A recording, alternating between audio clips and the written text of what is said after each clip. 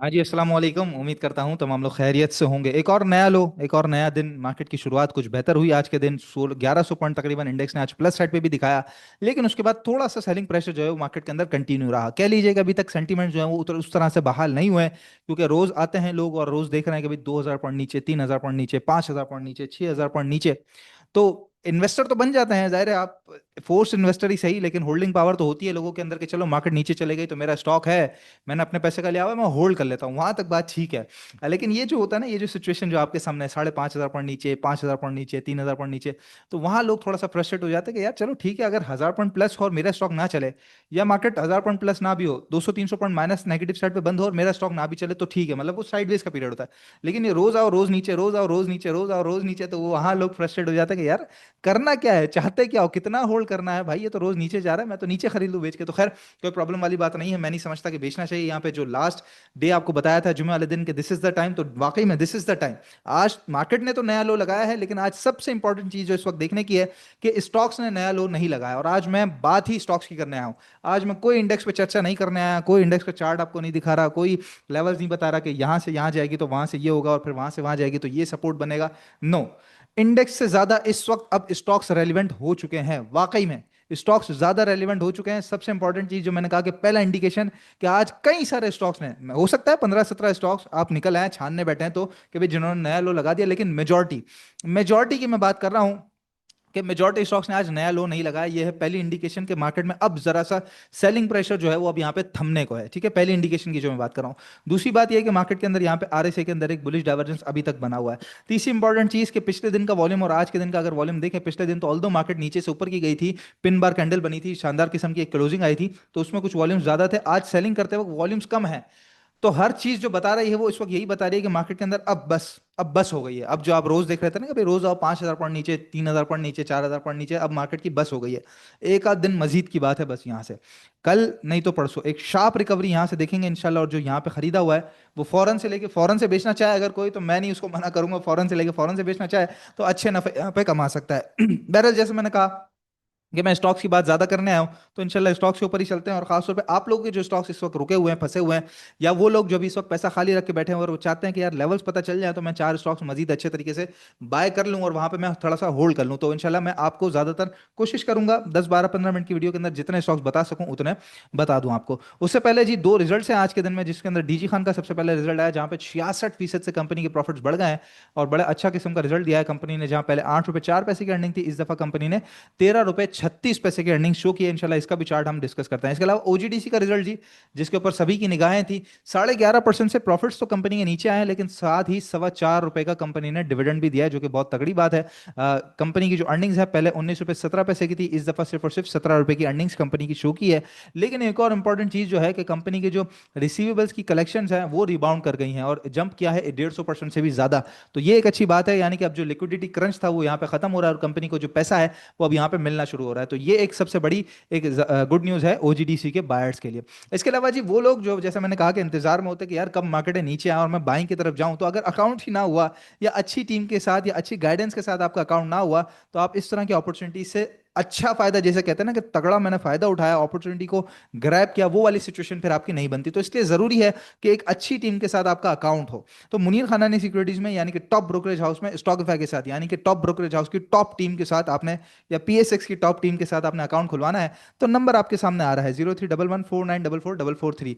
WhatsApp पर रब्ता करना है, घर बैठे अकाउंट खुल जाता है, जिसके अंदर आपने नॉर्मल अकाउंट खुलवाना हो, सहूलत अकाउंट खुलवाना हो, आप ओवरसीज पाकिस्तानी हैं तो आरडीए अकाउंट खुलवाना हो, आपने अपने बच्चे का अकाउंट खुलवाना हो, आपका ऑलरेडी कहीं पर अकाउंट मौजूद है और आपने हमारे पास अकाउंट खुलवाना हो, यानी कि सेकंड थर्ड अकाउंट खुलवाना हो, या आपका ऑलरेडी मुनीर खानानी सिक्योरिटीज में अकाउंट है और आपने स्टॉकीफाई के पास अकाउंट शिफ्ट, मुनीर खानानी सिक्योरिटीज में रहते हुए स्टॉकीफाई के पास अकाउंट शिफ्ट करवाना हो, तमाम काम हो जाता है आपका। और बेहतरीन किस्म की आपको जो है वो सर्विसेज मिलती हैं, जिसमें प्रीमियम व्हाट्सएप ग्रुप है, ट्रेडिंग डेस्क है, कस्टमर सपोर्ट है, पोर्टफोलियो रिव्यू सर्विसेज हैं।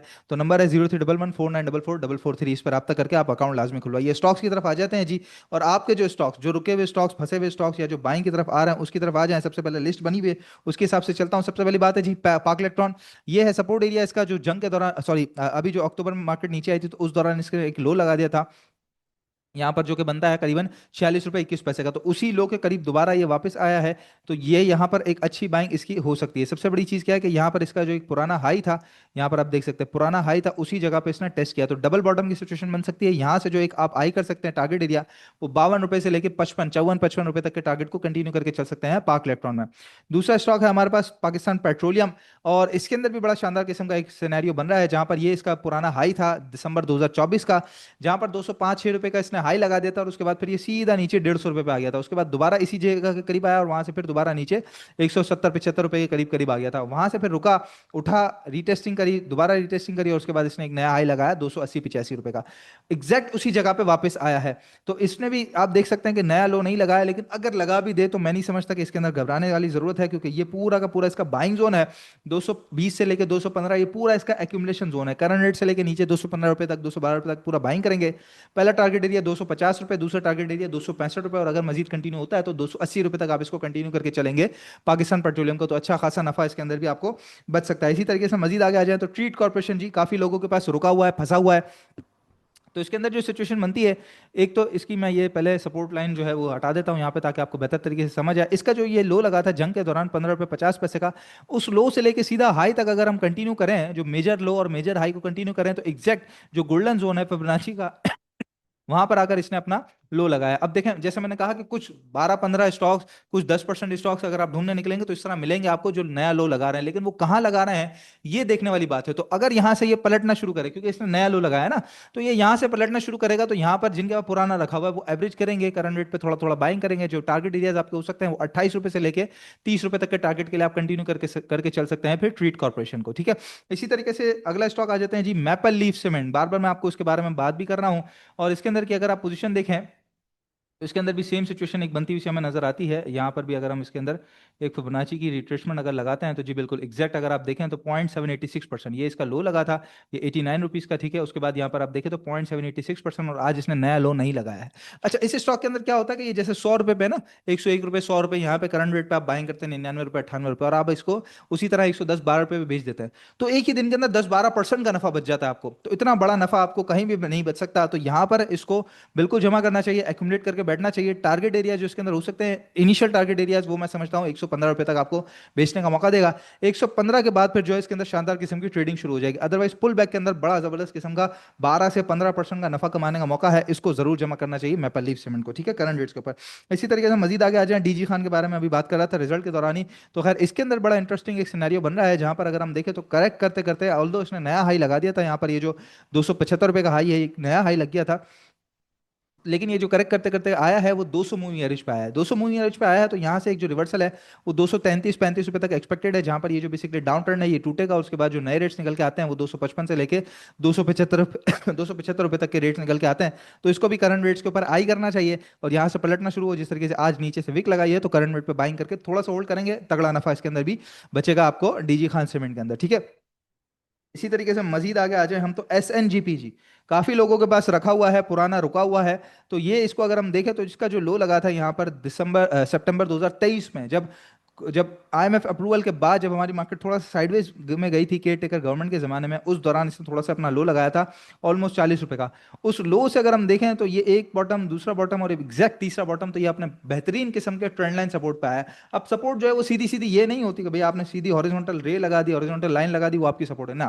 ट्रेंड लाइन भी सपोर्ट है, सीधी वर्टिकल लाइन जो है वो भी सपोर्ट है, सर्कल भी सपोर्ट है, ट्राइंगल भी सपोर्ट है, मूविंग एवरेज भी सपोर्ट है, आरएसआई भी सपोर्ट है, आपके वॉल्यूम जो है वो भी आपके लिए सपोर्ट है। तो हर तरह से जहां बेहतर सपोर्ट नजर आ रही है, तो खैर ये एसएनजीपी की सपोर्ट नजर आती है, यहाँ पे करंट रेट पे बहुत अच्छी तगड़ी बाइंग हो सकती है, जहां पे टारगेट एरिया जो है वो 113 रुपए।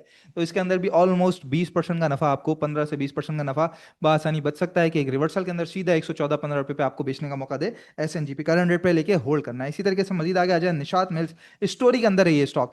तो जो स्टॉक स्टोरी के अंदर हो ना, उसको नहीं मिस करना चाहिए। तो निशात मिल के अंदर भी वही सिनेरियो है एसएनजीपी की तरह, जहां इसका लो है 60 रुपए का एग्जैक्ट, वहीं से अगर हम ट्रेंड लाइन देखें तो बिल्कुल उसका बॉटम जो लगता है वो 155 56 रुपए। तो करंट रेट से लेके अगर तो नीचे आता है, नया लो बनाता भी है, जैसे आज भी इसने नया लो लगाया है, तो एक और अगर नया लो लगाता है तो 55 56 रुपए तक, दैट सेट यहीं तक नजर आता है कि यहाँ से एक शानदार किस्म का रिवर्सल एक्सपेक्टेड है, जहां पर जो टारगेट एरियाज है वो 175 रुपए से 177 रुपए, और उसके बाद मजीद आगे बढ़ेगा तो 185 रुपए तक कंटिन्यू करके चल सकते हैं आप एस एन निषाद मिल को। इसी तरीके से आगे आ जाए, जो स्टॉक आपके पास रुका हुआ है इस वक्त वो है प्रेमा।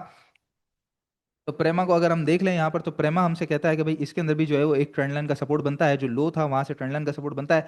इसके अंदर मैं किसी को नई बाइंग तो रेकमेंड नहीं करूंगा, हाँ जिनका पुराना रखा हुआ है सिर्फ उन्हीं के लिए बता रहा हूँ कि यहाँ से रिवर्सल अगर ऊपर की तरफ हुआ तो आपको ये 36 रुपए तक दोबारा ऊपर की तरफ एक जंप दे सकता है, जहां पर जिनका पुराना रखा हुआ है फिर वो बेच के निकल जाए।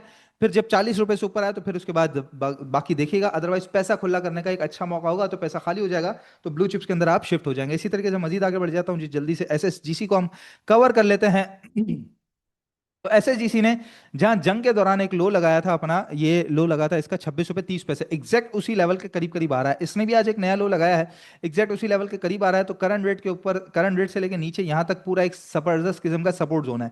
लेकिन चूंकि नया लो लगा दिया तो पलटना शुरू हो, जिस स्टॉक ने नया लो लगाया उसमें पलटना शुरू होगा तो इसके अंदर बाइंग डालेंगे, जहां पर टारगेट एरिया जो है वो 33 से 34 रुपए तक आपके इसके अंदर मिल सकते हैं। और यहां पर ही मैं समझता हूं कि सेलिंग इसके अंदर कुछ कर देनी चाहिए, यानी कि प्रॉफिट टेकिंग कर देनी चाहिए। इसी तरीके से आखिरी स्टॉक हम जरा देख लेते हैं, दी ऑर्गेनिक मीट है, जो चार्ट्स के ऊपर देख रहा हूं मैं, और ये बड़े जबरदस्त किस्म के सपोर्ट एरिया पर आया है, जहां पर परफेक्ट किस्म का इसका एक ये देख लीजिए, जहां से इसकी रैली ऊपर की तरफ शुरू हुई थी, ये तोड़ा था इसने, रेजिस्टेंस को क्रॉस किया था, रीटेस्ट किया और 36 रुपए से सीधा जो है वो ये ऊपर अपना इसने एक नया हाई लगा दिया था 75 रुपए का। उसके बाद एग्जैक्ट उसी लेवल पे आया, तो ये जो पुराने छोटे मोटे गैप थे ना, ये सब भी फिल हो गए। तो बस यहाँ से पलटना शुरू होगा, इसके अंदर भी बाइंग है। इसी तरीके से अटक रिफाइनरी परेशान हो रहे हैं, कोई जरूरत नहीं है। मुगल मुगल इंडस्ट्रीज परेशान हो रहे हैं, कोई जरूरत नहीं है। एयरलिंक परेशान होने की जरूरत नहीं है। जेवीडीसी परेशान होने की जरूरत नहीं है। नेशनल रिफाइनरी परेशान होने की जरूरत नहीं है। AGP no need to worry, जल no need to worry, Engro H no need to worry, सल्ट Pakistan no need to worry, Fauji food no need to worry. किसी भी स्टॉक में इस वक्त घबराने की जरूरत नहीं है। होल्डिंग पावर है हमारे पास, हमारे अपने पैसे का माल है, हमें किसी को भी पैसा उधार पे है ही नहीं, तो देने की जरूरत ही नहीं। तो इस वक्त हम होल्ड करके चलेंगे, और नीचे जितने अच्छे स्टॉक्स हैं उनको या तो एवरेज करेंगे। मैंने कोशिश की लेवल्स बताने की, कल भी अगर इसी तरह मार्केट रही तो मैं कोशिश यही करूंगा आगे आने वाले 2-3 दिन तक आपको लेवल्स बताऊं, क्योंकि इस वक्त आप लोग यही चाहते हैं कि मुझे मेरे स्टॉक के बारे में बता दिया जाए। तो आप स्टॉक्स लिख दीजिए, इंशाल्लाह कोशिश करूंगा जिसके ज्यादा कमेंट्स है वो मैं आपको बताता चलूंगा। अदरवाइज मार्केट में होल्ड करके रखें। डर लगता है, घबराहट होती है मार्केट में, उस वक्त स्क्रीन बंद कर दें। जो परहेजी होती है ना, लोग कहते हैं ना, डॉक्टर कहता है ना कि भाई आपने इस चीज से परहेज करना है, इसको बिल्कुल नहीं, चीनी बिल्कुल नहीं खानी है, तो नहीं का मतलब होता है नहीं, तो स्क्रीन बिल्कुल नहीं देखनी होती है, परहेज ही करनी है आपने यहाँ पे, ठीक है। परहेजगार बने इस वक्त, तो नहीं का मतलब है नहीं। कोई डरने घबराने की जरूरत नहीं है। मार्केट इंपॉर्टेंट लेवल्स के ऊपर खड़ी हुई है, यहाँ से एक शानदार किस्म का बाउंस बैक एक्सपेक्टेड है। जो रहेगा वही उस बाउंस बैक को जो है वो एंजॉय करेगा। बाकी जी याद रखिएगा, नंबर है 0311494443। अभी स्टॉक एक्सचेंज में अपना अकाउंट खुलवाइए और सरमायाकारी की शुरुआत कीजिए, और बेहतरीन टीम के साथ जुड़ जाइए जहां पे बेहतरीन किस्म की सर्विसेज आपको मिल रही होती हैं।